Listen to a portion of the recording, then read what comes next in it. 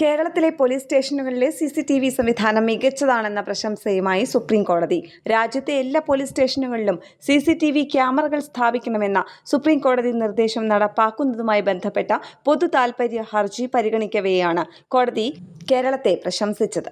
ജാർഖണ്ഡ് അടക്കമുള്ള പല സംസ്ഥാനങ്ങളും ഈ സംവിധാനം നടപ്പിലാക്കുന്നതിൽ ഏറെ പിന്നിലാണെന്ന് ചൂണ്ടിക്കാട്ടിയ കോടതി കേരള പോലീസിനെയും നിർദ്ദേശം നടപ്പിലാക്കിയ കേരള സർക്കാരിനെയും അഭിനന്ദിച്ചു. 2020 രാജസ്ഥാനിൽ 8 മാസത്തിനുള്ളിൽ 11 കസ്റ്റഡി മരണങ്ങൾ നടന്നുവെന്ന മാധ്യമ റിപ്പോർട്ടുകളെ തുടർന്നാണ് ജസ്റ്റിസ് വിക്രം നാഥ്, ജസ്റ്റിസ് സന്ദീപ് മേത്ത എന്നിവരടങ്ങിയ ബെഞ്ച് സ്വമേധയാ കേസെടുത്തത്.